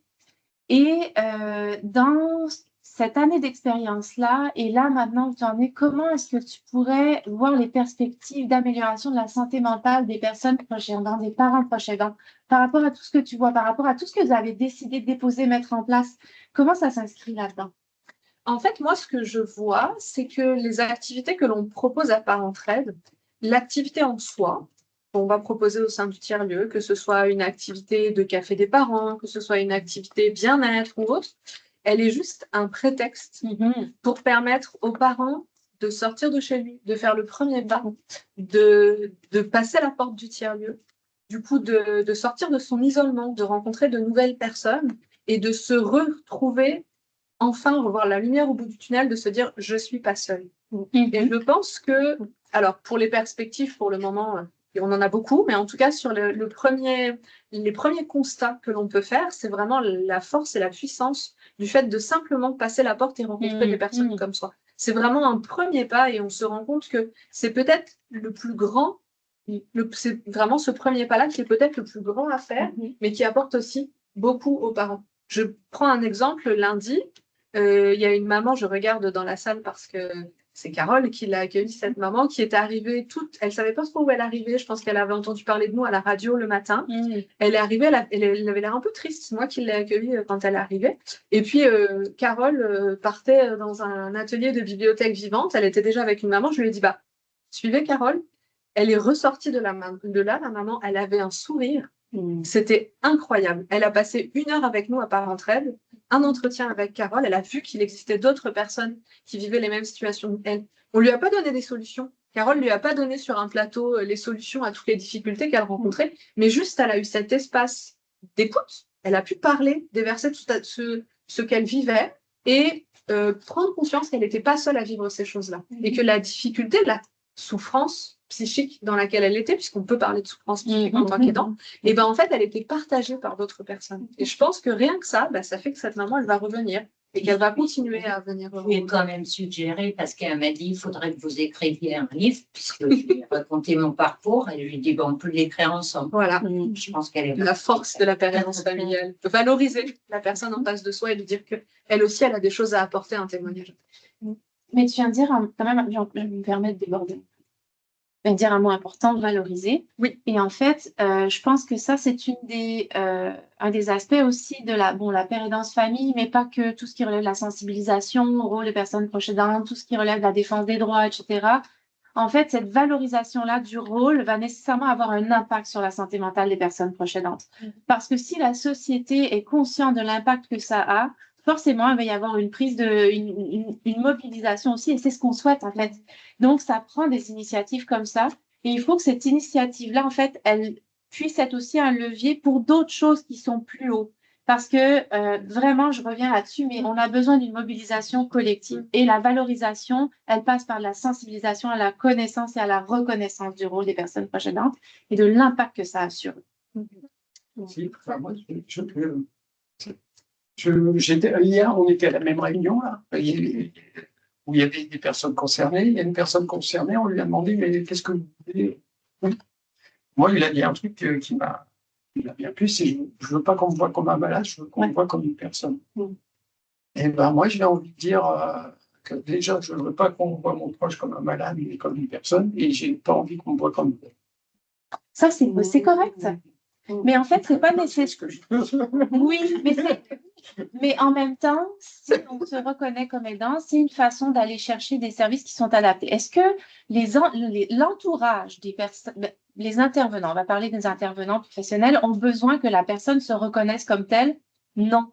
Mais que eux les reconnaissent et comprennent ce rôle-là, va faire en sorte qu'ils vont être en mesure d'organiser les services en conséquence de ça. Mais que la personne se reconnaisse en tant que telle, c'est pas nécessaire pour que normalement on lui offre le soutien qu'elle a besoin dans son rôle. Oui, et à la fois on peut comprendre que certains parents, à un moment donné, ont besoin, et j'utilise le mot en le mettant entre guillemets, à démissionner de leur poste et faire appel à des relais extérieurs avec ce besoin de répit qui va être nécessaire. Et donc c'est pour ça que dire à un moment donné, le parent peut dire stop, là, moi, je n'en ai plus. C'est sûr, moi, je vis une situation d'une famille que j'accompagne en Belgique où le fils est en rechute, il ne va pas bien. Ici, il nécessite des soins et donc évidemment la maman est toujours derrière. Et donc ce qui va se passer, c'est on va réduire l'hospitalisation, on va soigner dans l'urgence ce qui a besoin, mais on sait très bien que qu'est-ce qui va se passer, la maman va être derrière pour récupérer. Et ici, de cette maman qui vient d'avoir des soucis de santé, je lui ai fortement suggéré de déclarer dans un mail qu'elle écrivait au médecin psychiatre, de dire je ne suis plus disponible pour mon proche parce que moi-même là j'ai des besoins, j'ai des problèmes de santé mentale, enfin de problèmes de santé pardon, qui me demandent de me reposer. Et ça c'est important aussi de pouvoir permettre à la famille de s'autoriser à le faire. Parce que les professionnels, à un moment donné, vont toujours dire, on en parlait tout à l'heure où tu disais, nous, si on ne vient pas rendre visite à notre proche, on est considéré comme quoi? Comme des mauvais parents. Ah oui. Alors que l'hospitalisation ou ce moment peut aussi être considéré comme un moment de répit pour la famille. Prend soin. Parce que qu'est-ce qui se passe? Qu'est-ce qui a vécu avant? Qu'est-ce qui va vivre après? C'est la famille. Et donc, c'est ça qui est important aussi. Et que la famille s'autorise à le faire et qu'elle puisse démissionner à un moment donné, se dire, à un moment donné, là, je n'en peux plus. Malheureusement, la société ne permet pas ça. Ouais. Et je reviens sur un terme que j'utilise souvent, puis ça fait écho à ce que Pascal disait, rôle de personne proche aidante. C'est un rôle supplémentaire. Donc, évidemment qu'au-delà de ce rôle, il y a quelqu'un qui peut ne pas vouloir qu'on reconnaisse ce rôle-là. Mais c'est un rôle, c'est pas une définition identitaire. Par contre, dans la réalité, souvent, c'est tellement prenant que ça en devient identitaire pour certaines personnes. Et ces personnes-là, quand, par exemple, le rôle actif s'arrête, des fois, ou s'atténue, elles sont complètement perdues. Et là, c'est une période transitionnelle qui est extrêmement favorable à des problèmes de santé mentale.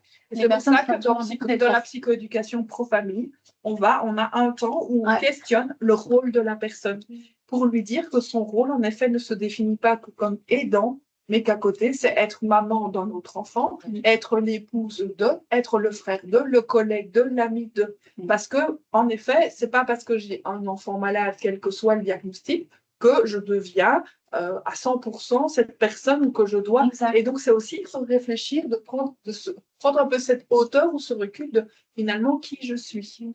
Oui. Et que je ne suis pas qu'aidant. Je vais ajouter un truc.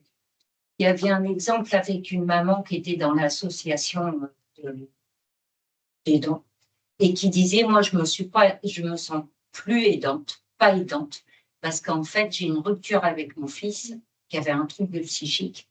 Et elle disait, je me sens pas aidante, je l'aide pas puisqu'on se voit plus du tout. Mais elle intervenait quand même au sein de l'association.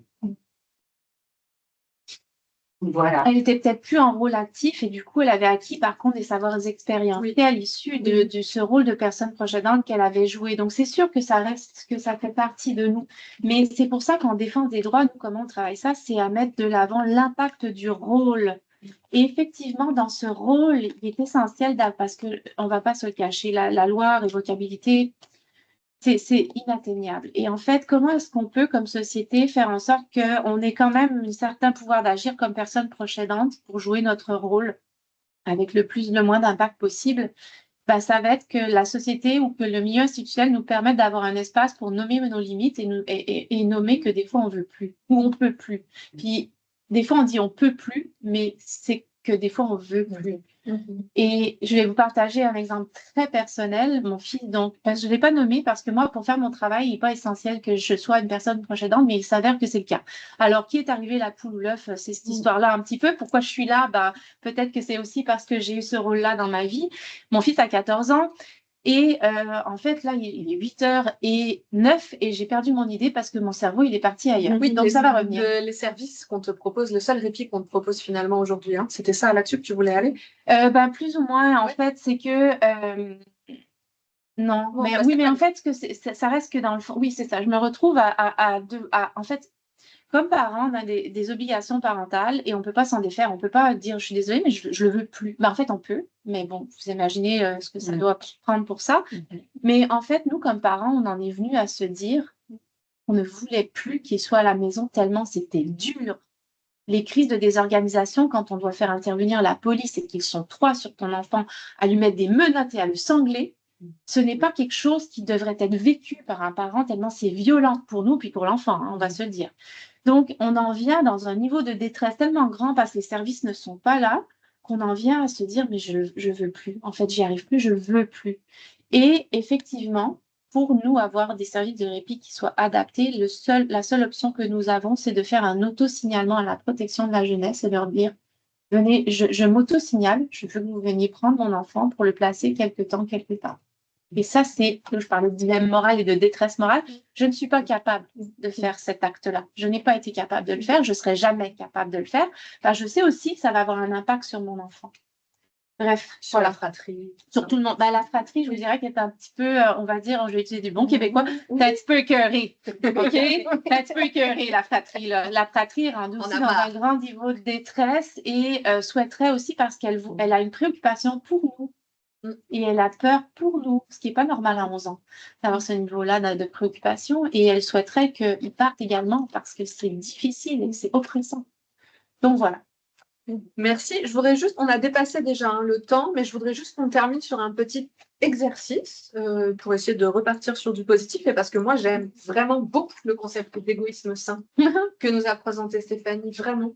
Et dans le prendre soin de soi, je trouve que c'est vraiment important ce concept d'égoïste sain. Et je voudrais juste vous faire un petit exercice 3 minutes, un petit exercice de petits pas. Alors, pour les personnes dans la salle, pour les personnes derrière leur écran, et puis pour les personnes proches aidantes autour de la table aussi, essayez de faire ce petit exercice. Première question, que rêveriez-vous de faire pour vous sans aucune contrainte? Bien réfléchi. Ok, tout le monde a son idée. Idéal, hein? Deuxième question. Attends, je vais l'écrire si tu as plusieurs questions. Que pourriez-vous essayer de faire dans vos conditions actuelles? On redescend un petit peu. Que pourriez-vous essayer de faire dans vos conditions actuelles, en lien avec ce que vous rêvez de faire? Ah, ok. Troisième question, quelles sont les difficultés ou les freins qui pourraient vous empêcher de le faire? Ou qui pourraient se présenter à vous si vous essayez de le faire? C'est important de les identifier.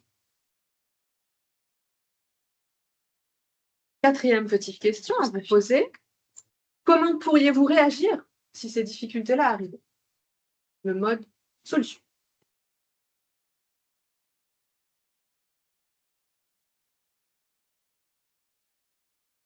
Et maintenant, dernière question, qu'allez-vous faire? On est vraiment sur les petits pas. C'est-à-dire que oui, on a des grands rêves, on a tous des grands rêves, mais si on les adapte à notre contexte et à nos réalités, si on prend en compte les freins qu'on peut avoir et si on a des solutions à y mettre en face, on peut s'accorder du temps pour soi et on peut être capable de l'égoïsme sain dont nous parlait Stéphanie sur des petits temps. C'est possible. Je pense qu'on peut conclure là-dessus. Est-ce que c'est bon pour tout le monde? C'est bon pour tout le monde. Merci beaucoup d'avoir participé ce soir à cette table ronde. Et merci beaucoup aux personnes qui nous regardent, qui nous ont regardé en webinaire. Et on s'arrête là pour ce soir. Merci beaucoup. Merci.